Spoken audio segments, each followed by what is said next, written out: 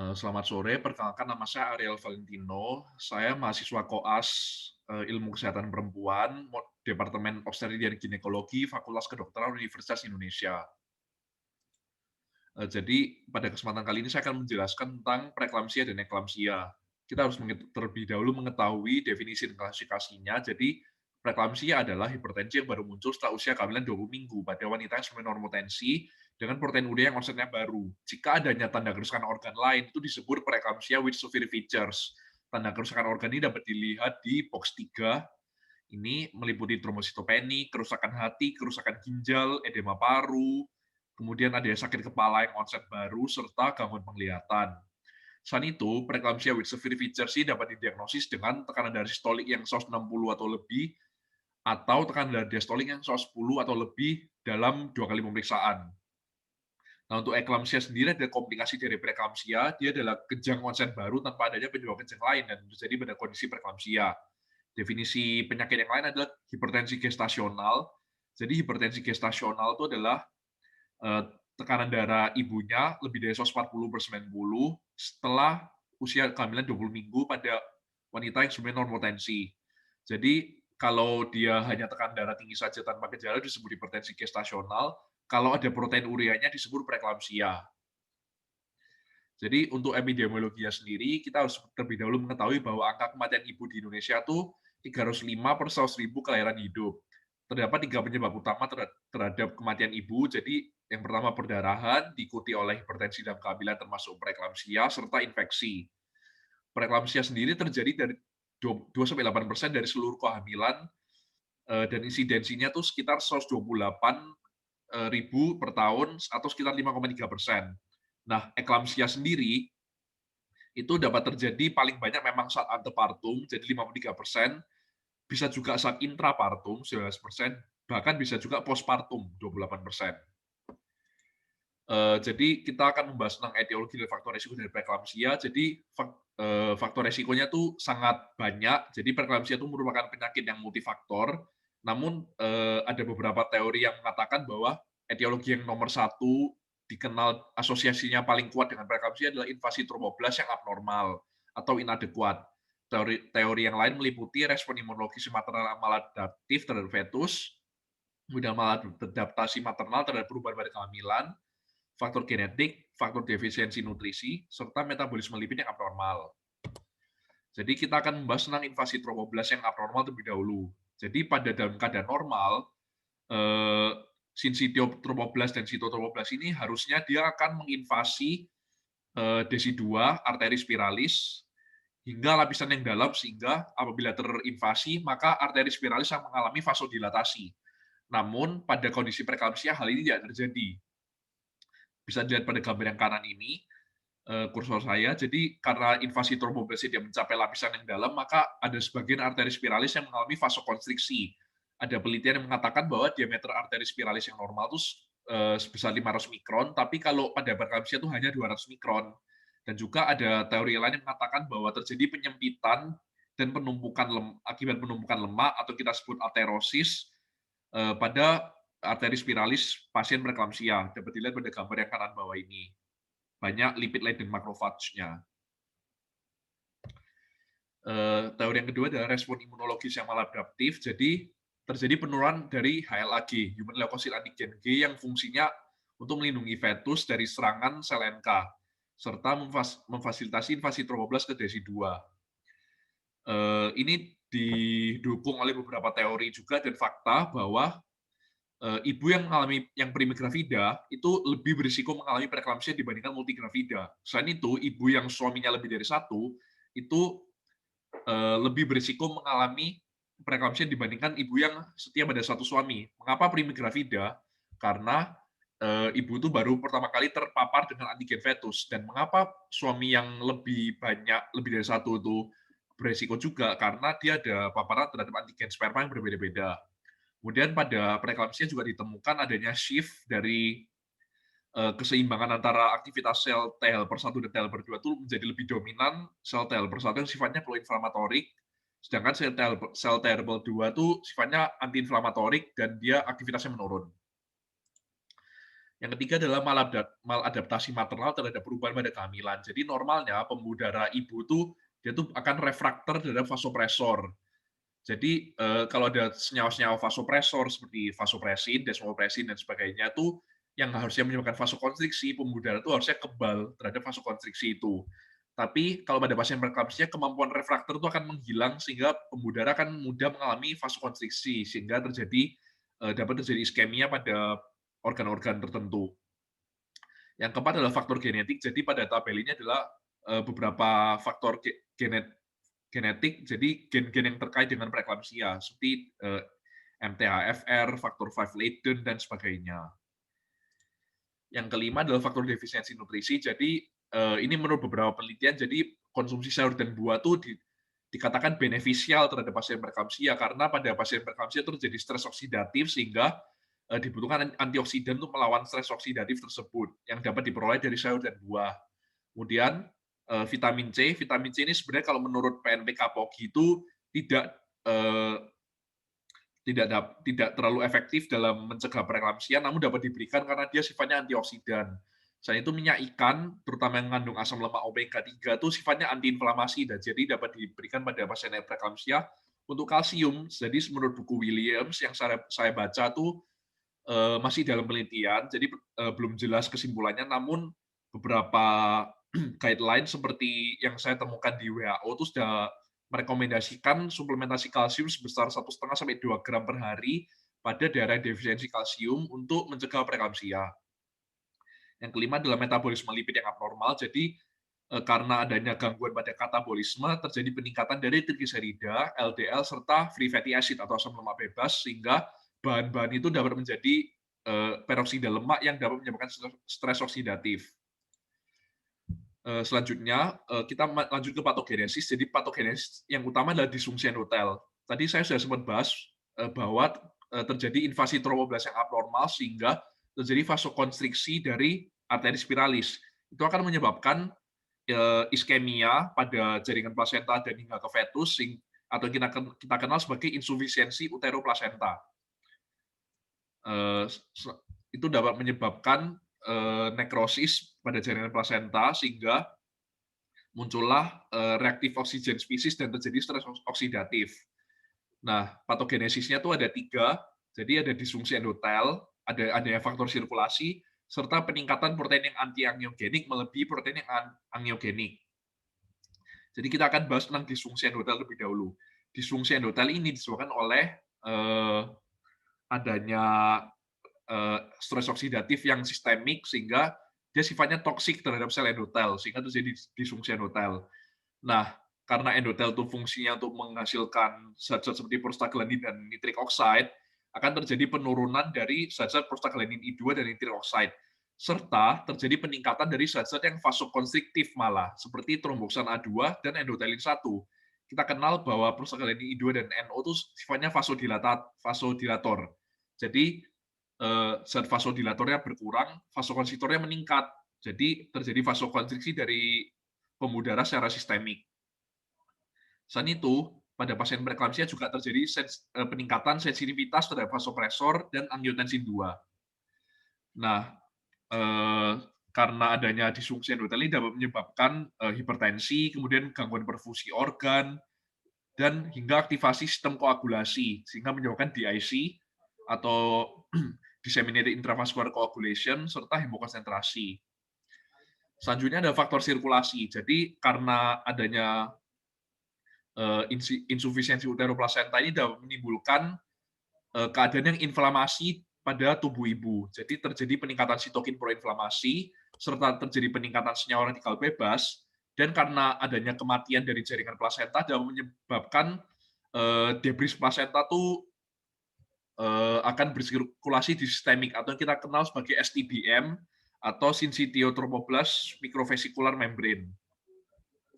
Sitokin proinflamasi ini akan mengaktifasi neutrofil yang menghasilkan ROS lebih banyak dan radikal bebas ini terjadi akibat stres oksidatif tadi pada tingkat plasenta, serta debris plasenta ini juga dapat mengaktifasi neutrofil. Kemudian yang terakhir adalah antiangiogenik. Jadi normalnya Ada protein yang angiogenik, yaitu platelet growth factor, vascular endothelial growth factor, dan transforming growth factor beta. Itu sifatnya adalah angiogenik dan vasodilatasi, dan vaskuloprotektif. Selain itu, ada juga dikenal protein yang anti-angiogenik, seperti soluble FLT1, itu FNS-like tyrosine kinase 1, dan soluble endoglin. Nah, soluble FLT1 ini dapat menghambat VEGF dari mengikat dengan reseptornya. Jadi, fungsi VEGF pada pembuluh darah itu tidak dapat dipenuhi. Selain itu, kalau soluble endoglin, dia menghambat TGF-beta. Jadi, fungsinya juga tidak berjalan. Jadi, terjadi anti-angiogenesis. Dan relaksasinya terganggu. Jadi seperti yang saya simpulkan tadi, jadi ada beberapa faktor sirkulasi seperti STBM, sitokin, dan radikal bebas seperti peroksida lipid. Itu intinya hallmark-nya dari preeklamsia ini adalah disfungsi endotel. Ini akan menyebabkan beberapa gangguan organ, seperti kalau di darah bisa memberikan trombositopeni dan koagulopati, pada hepar menyebabkan peningkatan enzim hepar karena kerusakan, dan menyebabkan sindrom HELLP nantinya. Kemudian terjadi peningkatan permeabilitas vaskular. Kemudian pada sistem saraf pusat dapat menyebabkan kejang, dan pada mata dapat menyebabkan cortical blindness dan hingga ablasio retina. Kalau pada sistemik menyebabkan hipertensi, pada ginjal dia menyebabkan gagal ginjal, dan pada plasenta karena terjadi insufisiensi uteroplasenta dapat terjadi gangguan-gangguan seperti IUGR dan solusio, serta gawat janin. Nah, untuk diagnosisnya kita harus mengetahui anamnesis dan pemeriksaan fisiknya. Anamnesis dan pemeriksaan fisik itu sebenarnya kita ditujukan untuk menilai resiko pasien mengalami preeklamsia. Nah, anamnesisnya tuh kita dapat memperoleh data-data berupa umur lebih dari 40 tahun, nulipara, multipara dengan riwayat preeklamsia sebelumnya, multipara dengan kehamilan pasangan baru, multipara dengan jarak kehamilan sebelumnya 10 tahun lebih, riwayat preeklamsia, kehamilan multiple, DM tipe 1, hipertensi kronik, penyakit ginjal, penyakit autoimun, dan sebagainya. Ini adalah faktor-faktor resiko yang sangat berhubungan dengan patogenesis yang telah saya jelaskan tadi. Dari pemeriksaan fisik kita dapat nilai indeks massa tubuh untuk menilai obesitas atau tidak, tekanan darah diastolik, serta pada pemeriksaan penunjang kita dapat menilai dipstick urin ataupun protein urea secara kuantitatif untuk mendiagnosis preeklamsia. Nah, nanti setelah kita menganalisis dan pemeriksaan fisik, kita akan klasifikasikan pasiennya apakah pasiennya itu risiko tinggi ataupun risiko sedang, dapat dibaca di sini kriterianya. Kemudian untuk kriteria dari hipertensi sendiri dalam kehamilan, jadi dikatakan hipertensi pada kehamilan apabila setidaknya tekanan darah ibu itu 140 sistolik ataupun 90 diastolik pada 2 kali pemeriksaan berjarak 15 menit, tapi sebenarnya dalam prakteknya tuh dapat diberi jarak 4 sampai 6 jam. Tapi kalau hipertensi berat itu tekanan darahnya setidaknya 160 sistolik ataupun 110 diastolik 2 kali pemeriksaan. Nah, ini jaraknya baru ditetapkan 15 menit. Ini algoritma menurut AFP, jadi kalau ada wanita dengan tekanan darah tinggi, kita harus mengetahui terlebih dahulu apakah hipertensinya itu sifatnya pregestasional ataupun gestasional. Kalau terjadi sebelum usia 20 minggu, maka disebutnya hipertensi pregestasional. Itu meliputi hipertensi kronik ataupun bisa juga preeklamsia, tapi dia sifatnya superimpos pada hipertensi kronik. Kalau dia terjadi setelah 20 minggu, kita nilai apakah ada protein pada urinnya atau tidak. Kalau ada, kita diagnosisnya preeklamsia, tapi kalau tidak ada, kita diagnosisnya hipertensi gestasional. Jadi ini penegakan diagnosisnya dapat dibaca di sini. Tadi sudah saya sempat sebut, preeklamsia itu adalah hipertensi dan proteinuria. Kemudian kalau preeklamsia berat atau yang kita kenal sekarang preeklamsia with severe features, itu adalah hipertensi 160 atau sistolik atau 110 diastolik ini cukup untuk mendiagnosis preeklamsia with severe features ataupun adanya satu dari tanda-tanda ini. Jadi trombositopeni, gangguan ginjal, liver, edem paru, gejala neurologis, dan gangguan sirkulasi uteroplasenta. Dan apabila superimpos, jadi dia pas ibunya ada riwayat hipertensi kronik sebelum usia 20 minggu dan ditemukan protein urea. Itu disebutnya superimpos preeklamsia. Kalau menurut guideline PNPK POGI 2016 yang baru, sudah tidak lagi disebut preeklamsia berat lagi, karena setiap preeklamsia itu merupakan kondisi yang berbahaya dan dapat mengakibatkan peningkatan morbiditas mortalitas secara signifikan dalam waktu yang singkat. Dan selain itu, kondisi proteinuria yang masif itu telah dieliminasi dari kriteria pemberatan preeklamsia. Jadi untuk diagnosis dari eklamsia itu kita lihat ada episode kejangnya atau tidak. Jadi ada kejang umum atau koma pada pasien preeklamsia. Tadi sudah saya sebut dapat terjadi sebelum, saat, atau setelah partus. Kemudian ada tanda gejala preeklamsia, dan kita harus mengeksklusi penyebab lain seperti epilepsi, subarachnoid hemorrhage, dan meningitis. Nah, eklamsia ini dapat didahului oleh sakit kepala, blurred vision, atau penglihatan kabur, fotofobia, perubahan status mental. Nah, untuk pemeriksaan lab sama seperti preeklamsia dapat menggunakan urinalisis untuk menilai proteinuria. Nah, untuk tata laksananya sendiri, kita harus merujuk semua pasien dengan preeklamsia ke rumah sakit.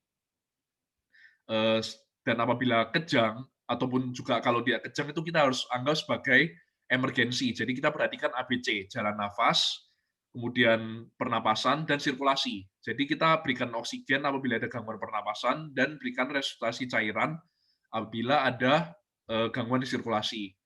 Nah, selanjutnya MGS4 itu diberikan pada pasien preeklamsia sebagai profilaksis kejang dan pada eklamsia sebagai terapeutik terhadap kejangnya.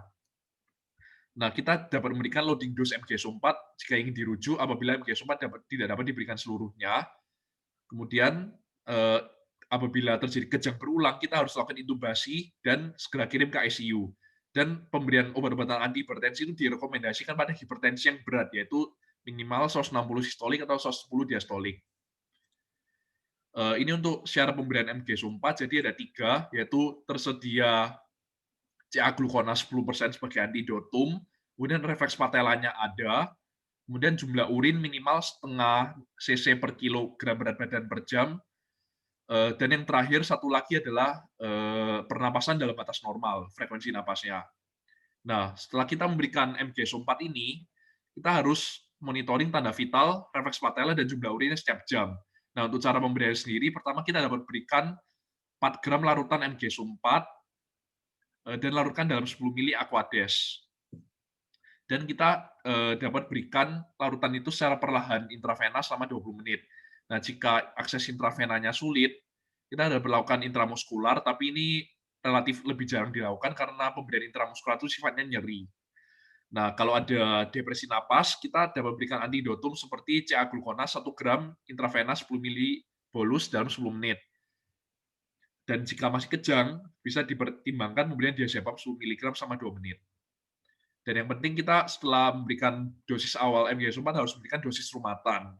Dapat dibaca di sini dosisnya. Untuk antihipertensi, jadi protokolnya adalah ibu dengan hipertensi berat, seperti yang saya sebutkan tadi, itu harus diberikan obat antihipertensi. Jadi antihipertensinya tuh juga memilih yang mana yang dia sifatnya boleh diberikan pada ibu hamil. Jadi obat-obatan golongan ACE inhibitor seperti captopril, angiotensin receptor blocker seperti valsartan dan klortiazid, serta diuretik itu dikontraindikasikan pada ibu hamil. Kita berikannya golongan nifedipin sebagai lini pertama, ataupun alternatifnya nicardipin ataupun metyldopa. Kalau pada menurut POGI 2016 itu dapat juga diberikan hidralazin dan labetalol, namun first line-nya adalah nifedipin. Dan dikatakan bahwa nifedipin ini tidak lebih inferior dibandingkan hidralazin dan labetalol menurut suatu meta-analisis. Nah, nifedipin ini diberikan per oral, terutama secara sublingual. Kalau nicardipin diberikannya secara intravena. Jadi kelebihannya dari nicardipin itu kita dapat meng-adjust dari dosisnya, kalau nifedipin tidak bisa. Ini yang terakhir, jadi ini algoritma untuk manajemen dari preeklamsianya. Kalau dia preeklamsia tanpa severe feature, kita lihat apakah usia kehamilannya lebih dari 37 minggu atau tidak. Jadi kalau dia lebih dari 37 minggu, kita dapat lakukan persalinan, tapi kalau dia lebih dari 34 minggu dan kurang dari 37 minggu, dan ditemukan ketuban pecah, ataupun adanya perburukan kondisi ibu, gawat janin, solusio plasenta, kita harus terminasi kehamilannya. Kemudian apabila tidak ditemukan, kita dapat melakukan evaluasi dan manajemen ekspektatif. Kalau pada pasien dengan preeklamsia dengan gejala berat, kita harus nilai pematangan parunya dan memberikan kortikosteroid. Selain itu kita juga harus memberikan profilaksis MG-4 serta antihipertensi, Dan, apabila ditemukan kondisi-kondisi seperti eklamsia, edem paru, DIC, hipertensi yang tidak terkontrol, gawat janin, solusio, intrauterin fetal death, ataupun janinnya sudah mati atau tidak viabel, itu kita harus lakukan terminasi kehamilan dengan persalinan, setelah ibunya stabil. Tapi kalau belum stabil ya harus distabilkan terlebih dahulu. Nah, kalau tidak ditemukan ini, kita dapat lakukan manajemen ekspektatif dengan kortikosteroid dan observasi tadi, dengan menggunakan USG, dan, kardiotokografi. Kemudian komplikasi dari manajemen ekspektatif macam-macam, bisa gejala persisten, sindrom HELLP, ataupun pertumbuhan janin yang terhambat. Kalau ditemukan itu, dapat diberikan kortikosteroid dan dilakukan persalinan setelah 48 jam. Baik, sekian dari presentasi saya, mohon maaf bila ada kesalahan. Terima kasih atas perhatiannya.